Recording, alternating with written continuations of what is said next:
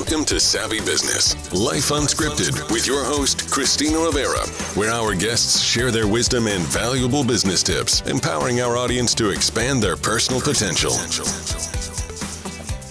Hi, Chris Carlisle. Welcome to Savvy Broadcasting, Life Unscripted. I'm so grateful to have you here today, talking about your new book, Move or Die, creating a game plan from stuck to significance. And being a retired Super Bowl winning coach and performance specialist, you're the perfect person to talk on this subject because, as we just touched on briefly before we got started with our interview, it's not just about moving, which our society needs to do a lot more of, sitting on our buns a lot, but also in business, you have to be moving forward, growing, or you're going to be dying or out of business in pretty short order. But what prompted you to create your book? I was actually doing another book, a book on training athletes. And my second degree is I have a master's in history. And so I love to research. I love to find out exactly why, the whole process. And so I went back through time to find out exactly when, as human beings, we became needing to have this idea of movement. There was a study done by Texas A&M University that said that the idea of movement started as we moved out of the river valleys onto the Great Plains and the steppes to chase the great herds. And so at that time, way back then, it became part of our DNA, this need to move. Now, through history, we were able to move north and south and east and west. We had all the adventures, and we flew to the moon, and we've been to the bottom of Mariana's Trench. We've been to the North Pole and the South Pole. So geographically, we're kind of stuck. And so what happens to our body is that we start rebelling because we need to move. And like you alluded to, physically, we need to move, but also socially, physically, mentally, spiritually, we need to continue to move forward. Yeah. And if not, then your body breaks down. It starts to turn on itself. You know, it reminds to me it's expansion. I think that's the whole essence of why people are excited about space exploration or even this undersea exploration is the idea of expansion and growth of knowledge. It's that same thing. And it's interesting, today's time, we have this little compact thing called a cell phone. But more than anything else, it seems like we're not expanding intellectually and as people because we've kind of just gone inside the phone or inside TV and let it just take over instead of expanding our minds and our intellect. Right. We've stopped communicating with others. So we start taking for granted what people tell us on that phone, and we don't get to argue back with them, and we don't have that discourse that we've always had. So now people start taking ideas from what somebody else said. Now, are they telling you the truth? You know, that's always the thing we could met out when we sat together and we communicated. But because of technology, we now stay at home and we work at home and we can do all this stuff. And then we get on our phones and find out what everybody's doing. Yeah. But is there somebody there to keep us in between the lines on what is right and what is wrong, what is the truth and what isn't? And so as we move through our life, if we don't continue to find that discourse with other people, then we get stuck. We get stuck in one idea, and then then our whole thinking process dies. Same thing happens with work. You get a job, you get out of college and you have this tremendous dream of what you want to do. And I always talk to people when I go out and speak, what did you want to be when you're 8 to 10 years old? Because those were the ages when we didn't know the cost of our dreams. We were free to dream anything. Nobody understood that to be an astronaut, you had to do all this work to become an astronaut. To be a doctor, you had to do all this work to be a doctor.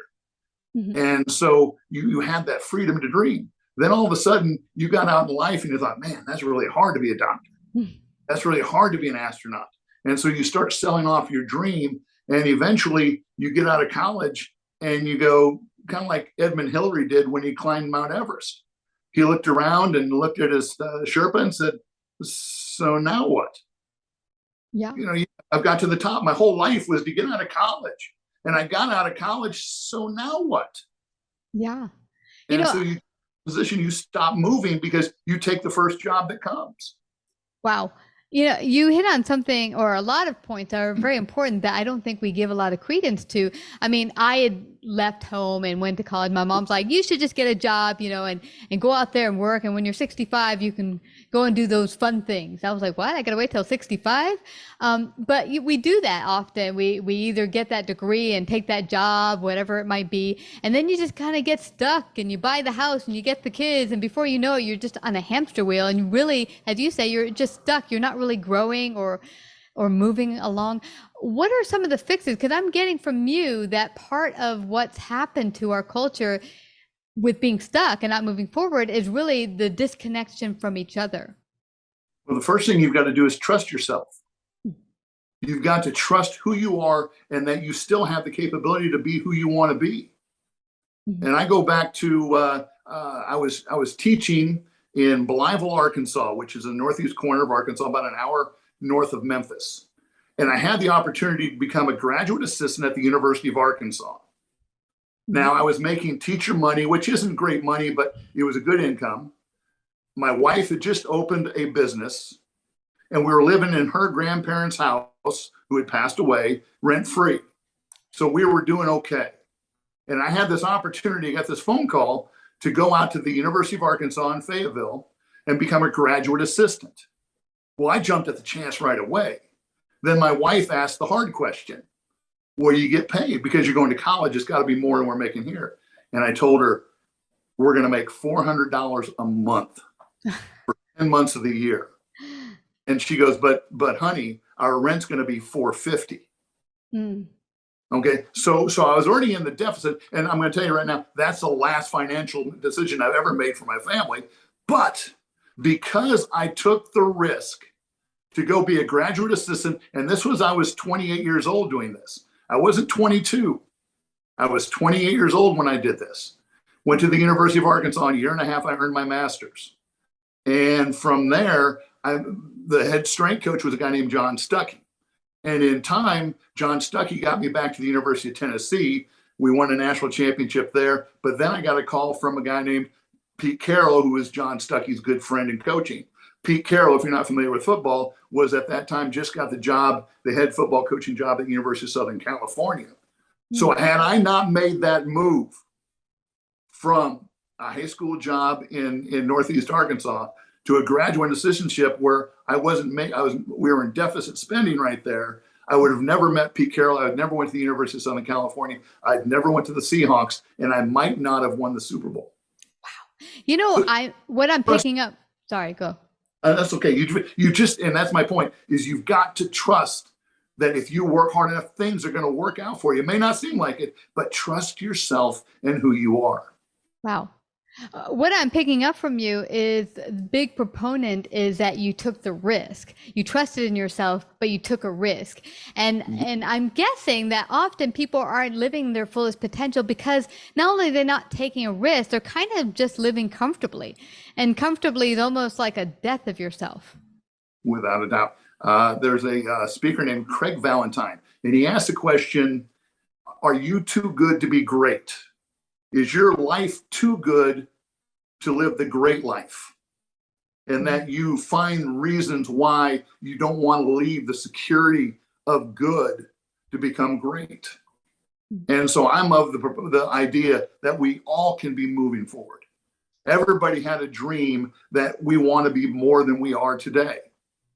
And so if we continue to trust ourselves and take those risks, but make sure they're balanced risks. Because when I went to the University of Arkansas, had I not got a connection with the coaching that I did, I would have had my master's degree, which also would have stepped me up as a teacher in public schools.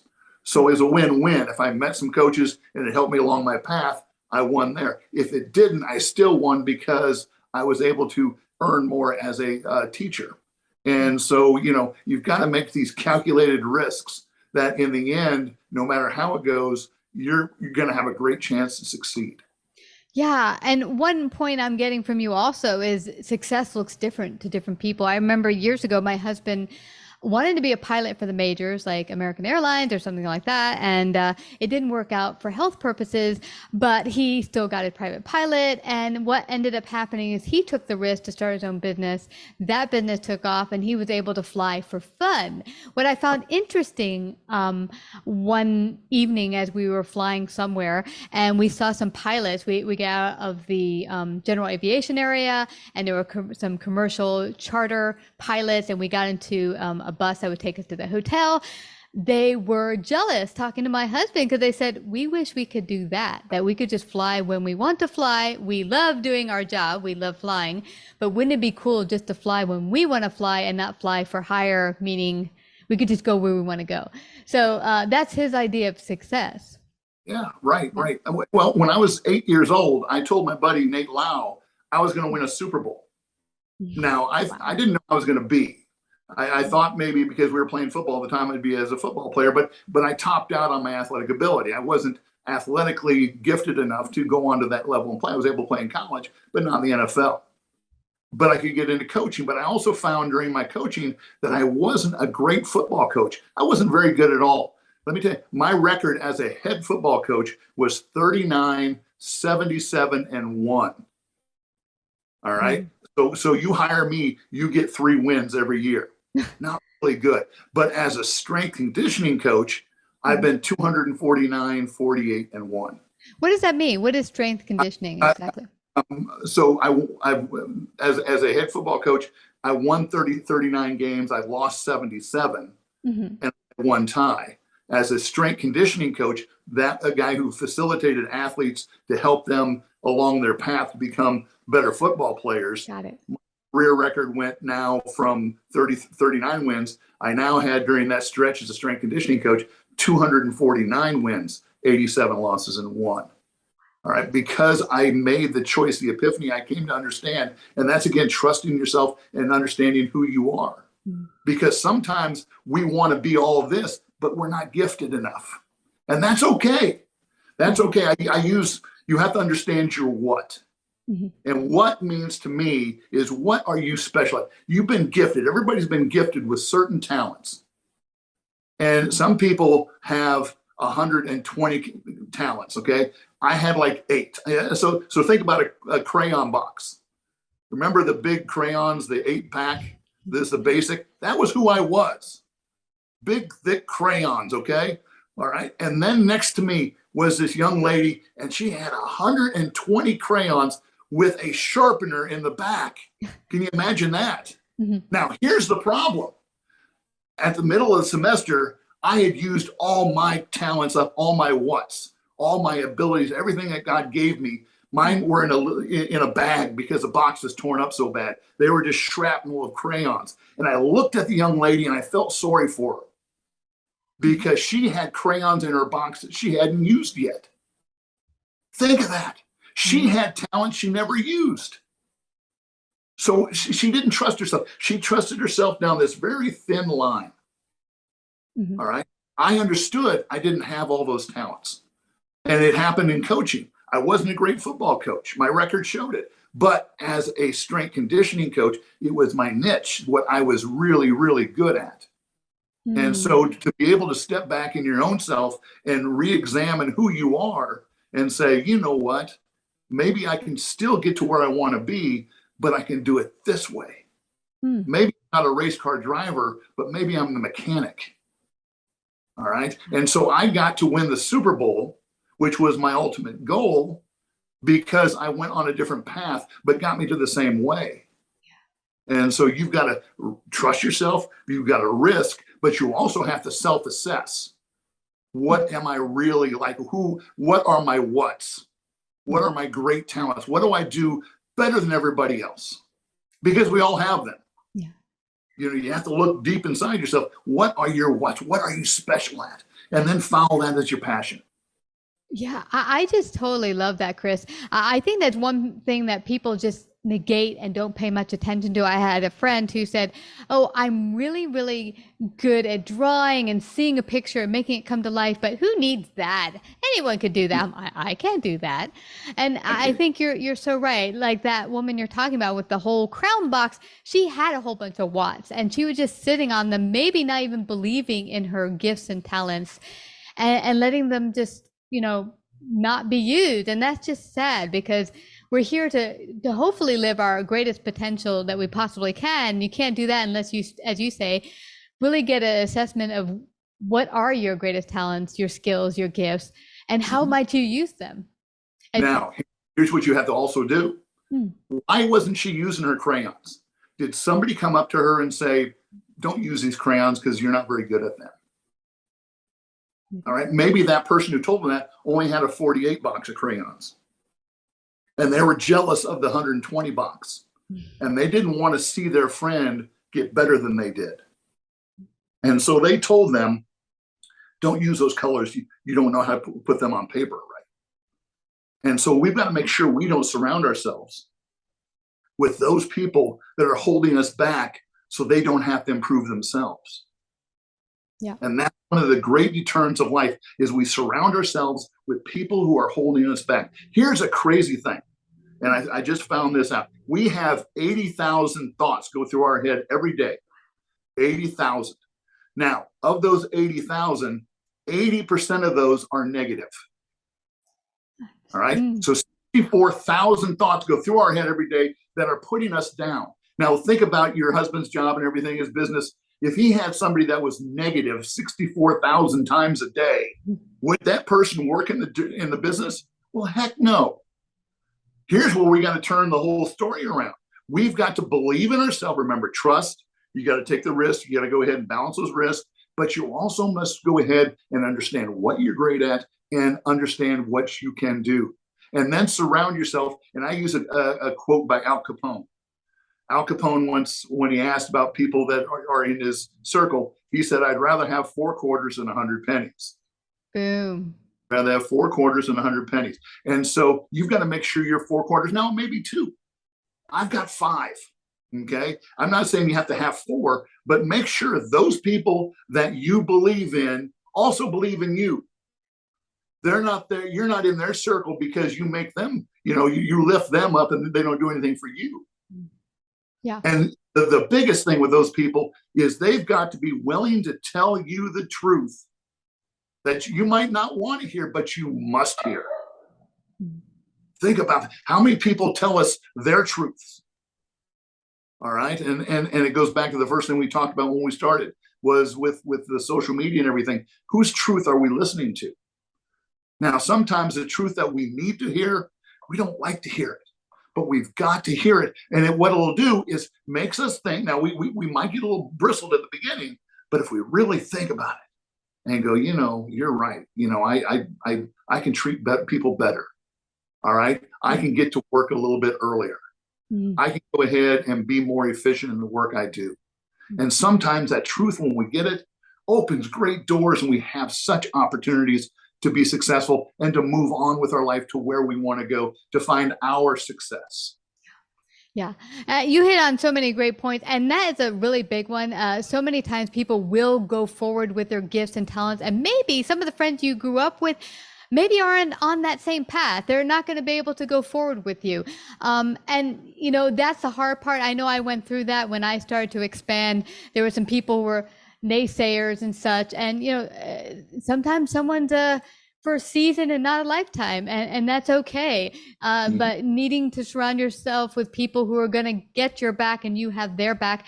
I would love to talk longer, because I know we could, but I don't want us to leave without everyone finding out how they can get their very own copy of Move or Die and find out more about you. How can they do that? Well, you can go online to my website. It's www.coachcarlisle.com. Carlisle is CARLISLE, thecoachcarlisle.com. And that's my website. On there, you can purchase a book. When you purchase it there, I will sign it. You can also go on Amazon and purchase a book there. And so they're out there. Once you get onto my website, you become a subscriber. I put blogs out every week, and it kind of continues the conversation we have in the book. And then I'm on social media, the Coach Carlisle, Chris Carlisle. I'm on all the social medias. Just find Coach Carlisle or the Chris Carlisle, and you can find me and follow me there. I'd love to talk to you more. That's awesome. It's been a fabulous chat. I really thank you so much for sharing your great wisdom today, Chris. I'm hoping you broaden people's minds to go deeper and use their gifts and talents. Don't let them waste. And thank you again for coming to Savvy Broadcasting. Hey, thanks for having me. I appreciate you. Have a great day now. You betcha. Like, subscribe, and share this episode. To listen to more savvy episodes and savvy biz tips, go to www.lifeunscriptedradio.com. To find out about our paid sponsorship opportunities or how to become a guest, email Christina at lifeunscriptedradio.com.